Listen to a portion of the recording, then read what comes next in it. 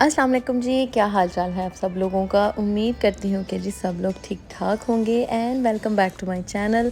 भाई so sorry, video काफ़ी late आई है, व्लॉग बहुत ही लेट शूट हुआ है क्योंकि मेरे घर आए हुए थे, मेरे कुछ स्पेशल गेस्ट आए हुए थे, तो बस उनकी खातिरदारी में मुझे मौका ही नहीं मिला कि मैं व्लॉग को शूट कर पाऊँ, या अगर कर ही लिया था मैंने मुश्किल से, तो मैं उसको फटाफट से एडिट कर पाऊँ।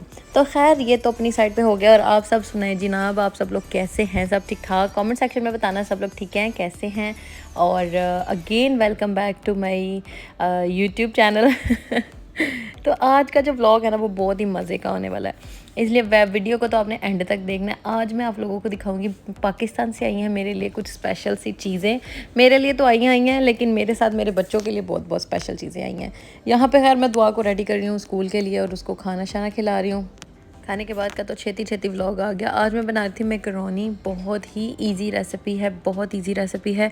यहाँ मैं चिकन ब्रेस्ट ले लिया था और चिकन ब्रेस्ट को मैंने छोटे छोटे क्यूब्स में कटिंग कर लिया था, बहुत ही जल्दी ना बन जाते हैं।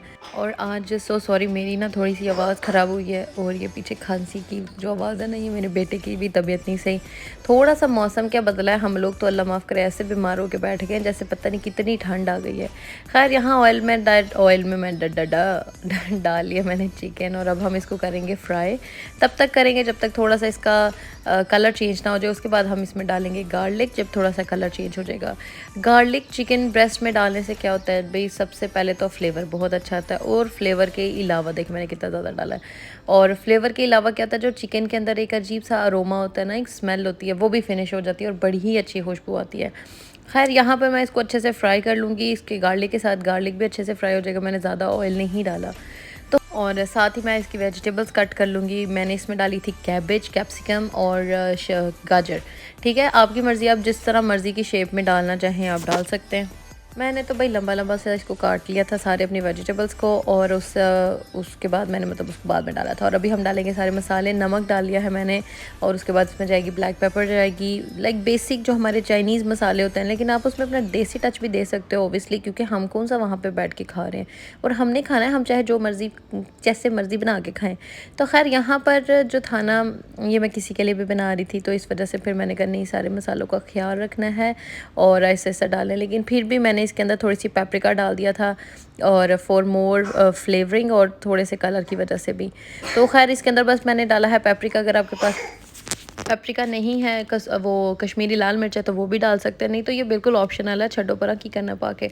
उसके बाद आपने डालना है इसमें ओरेगनो डालना है। ओरेगनो का तकरीबन ओरेगनो आपने डालना है 1/2 टेबल स्पून डालना है। उसके बाद इसके अंदर जाएगी सोया सॉस। अच्छा, यहाँ पे जो सोया सॉस मिलती है ना, वो बहुत डार्क कलर की होती है, मतलब वो इतना डार्क शेड होता है ना उसका कि वो मतलब सारा कुछ जल्दी ब्लैक कर देती है, इसलिए मैं कोशिश करती हूँ कि मैं थोड़ी सी डालूँ ना। यहाँ पर ना एक पाकिस्तानी मार्केट भी है, वहाँ पर पाकिस्तान के हर ब्रांड मिलते हैं, जैसे शंग्रीला, आई थिंक मैं सही प्रोनाउंस कर रही हूँ या मुझे नहीं पता, लेकिन हम तो यही बोलते थे।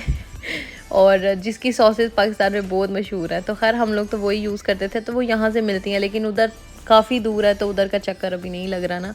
लेकिन इंशाल्लाह जब भी लगेगा मैं अपनी सारी पाकिस्तान वाली सॉसेस लेकर आऊँगी, क्योंकि उनका फ्लेवर जो है ना, क्योंकि हाथ हमेशा उसी पे बैठा होता है ना, इसीलिए। लेकिन ये वाली सोया सॉस भी अच्छी है। खैर उसके बाद मैंने इसके अंदर विनेगर डाल दिया था, और अभी इसमें डालूंगी मैं हॉट सॉस। हॉट सॉस नहीं है आपके पास तो आप अपनी चिली की सॉस डालनी है, जो भी आपके पास अवेलेबल है।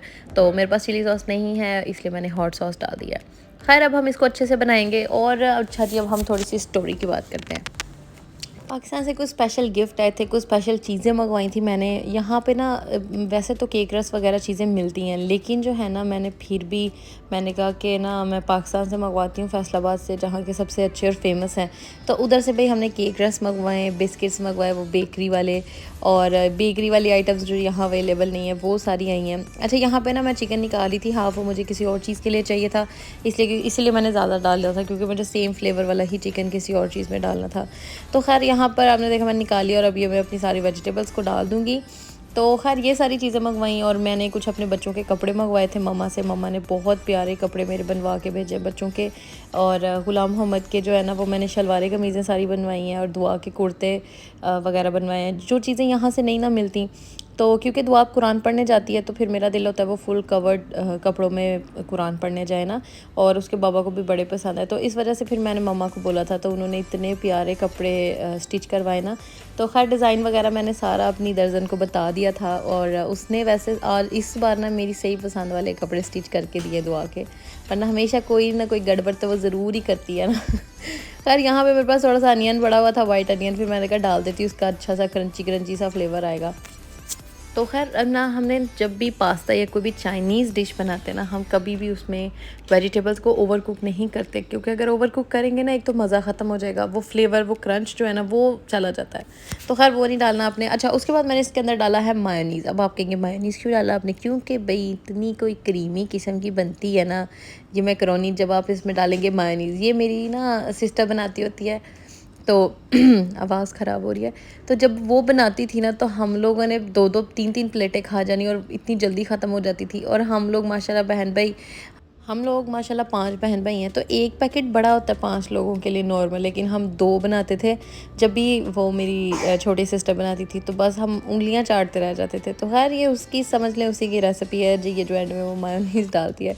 तो खैर बहुत ही अच्छा फ्लेवर आता है। देखिए मसाला इतना अच्छा बना है, इसको हम वैसे भी खा सकते हैं, इतना अच्छा बना हुआ है वाइट राइस के साथ। इसको आप सारी वेजिटेबल्स को और इस चिकन बना के, तो आपका ये भी एक अलग से बन जाता है। खैर यहाँ पे मसाला हो गया था, और मैंने मैकरोनी जो है वो बॉईल कर ली थी, और अब खैर मैं सारी मैकरोनी इसके अंदर डाल दूँगी।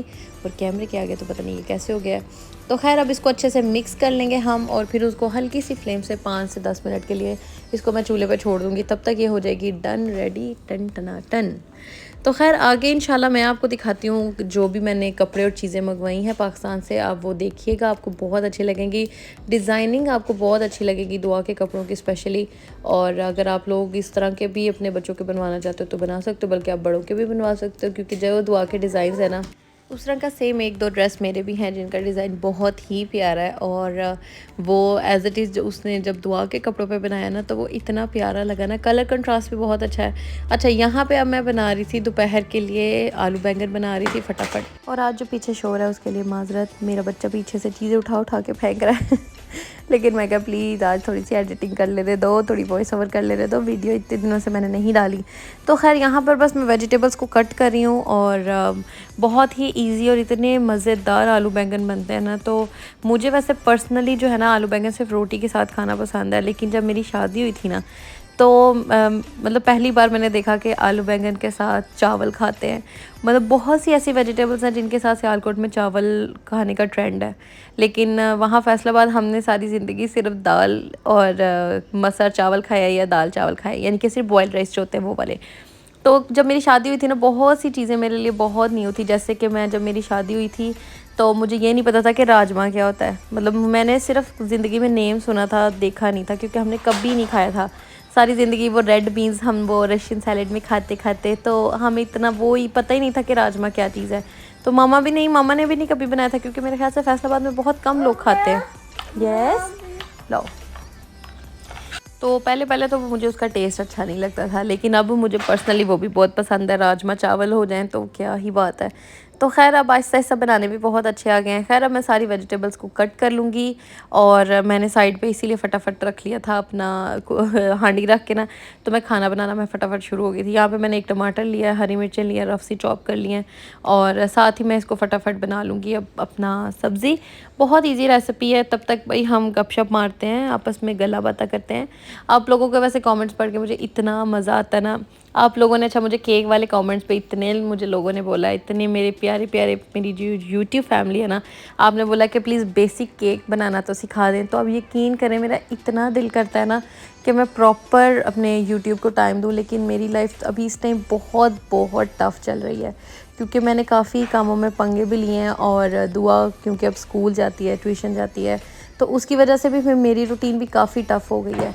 लेकिन इंशाल्लाह मैं ज़रूर कोशिश करूँगी मैं आपको बेसिक केक स्पेशली बनाना सिखाऊं, जो सिंपल है। और आपको मैं माइक्रोवेव में भी केक बनाना सिखाऊंगी, मग केक बनाना सिखाऊंगी, सारे सिखाऊंगी इंशाल्लाह। बस थोड़ा सा आपने मेरे साथ पेशेंस रखना है और मेरे साथ जुड़े रहना है। ऐ नहीं हो तुसी किते होर दौड़ जाओ, खबरदार जो कहीं और गए, इधर ही रह रहा है आपने। तो खैर इंशाल्लाह आपको मैं बहुत बहुत अच्छे केक भी बनाना सिखाऊंगी, और इतनी इजी रेसिपीज़ है ना।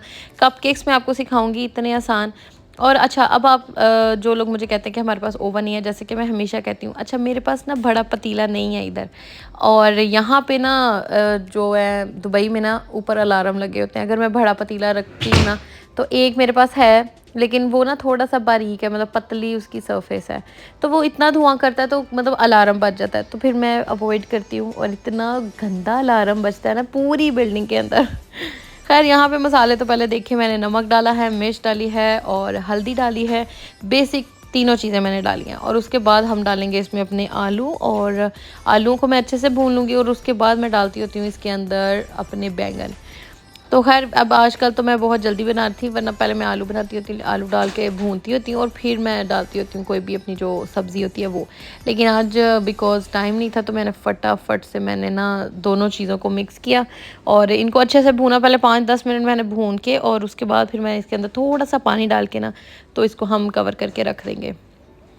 आज मेरी आवाज़ काफ़ी ख़राब लग रही है ना, लेकिन अब आप मजबूरी क्या कर सकते हैं। मेरी दुआ की आवाज़ बिल्कुल बैठ गई है, और मेरी आवाज़ का तो आपने देख ही लिया है। खैर यहाँ सब्ज़ी को मैंने भून के उसको लो फ्लेम पे ना मैंने इसको रख दिया, तकरीबन 10 से 15 मिनट में ना ये सारा कुछ बहुत अच्छे से गल गया था। और बस उसके ऊपर फिर मैंने धनिया डाल के इसको गार्निश कर दिया था।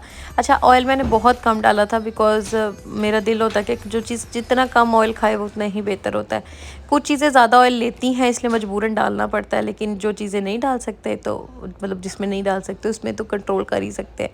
तो खैर ये देखें, माशाल्लाह बहुत ही प्यारी लुक आई थी इसकी, और टेस्टी भी बहुत ज़्यादा बना था। आलू इसलिए ज़्यादा क्योंकि आपको पता है बच्चे खाते हैं।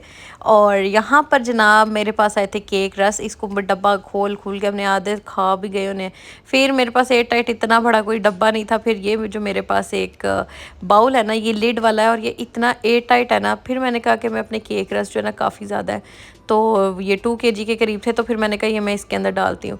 तो ये मैंने सारे इसके अंदर डाल के अब सेट कर लिए, और अब मैं इसको लिड लगा के रख दूँगी। और बिस्किट्स के लिए भी मैं कोई फाइंड करी थी, कोई अच्छा सा डब्बा लभ जे तो मैं उहदे विच पा के रख दा। खैर अब चलते हैं जनाब, ये आए हैं मेरे प्यारे से कपड़े मेरे बच्चों के लिए। वो ऊपर वाले जो है वो सारे गुलाम मोहम्मद के हैं, शलवार कमीज़ें हैं, वो भी मैं आपको दिखाऊंगी। और नीचे जो है ना वो सारे दुआ के कपड़े हैं, और इतनी कोई प्यारी डिज़ाइनिंग हुई है ना। मैं जब दुआ जोन सा ड्रेस पहनेगी ना, मैं आपको इंशाल्लाह वीडियो में ज़रूर दिखाऊंगी। ये जनाब है सबसे पहला ड्रेस, ये है न्यूज़पेपर प्रिंट, और मुझे इसका प्रिंट इतना कोई पसंद आया था ना। यहाँ पे इसकी मैंने इस तरह डिज़ाइनिंग करवाई है, ये पट्टी इसके ऊपर पहले प्लेट्स डलवा के और इसको पूरा फ्रंट साइड पे इस तरह मैंने लगवाया है, यानी कि यहाँ से अपने बाजुओं से नीचे स्टार्ट होके एंड तक घेरे तक पूरी शर्ट नीचे लेस दे के सेम एज इट इज़ बाजुओं के आगे और same as it is shirt के फ्रंट पे। नेक लाइन बिल्कुल सिंपल है, क्योंकि बच्चों के नेक पे कुछ भी नहीं होना चाहिए, बहुत अच्छी बात है, बिकॉज बच्चों की नेक पे ना बहुत पेंडू वाइब आती है अगर आपने कुछ ज़्यादा ही मतलब वो किया हो।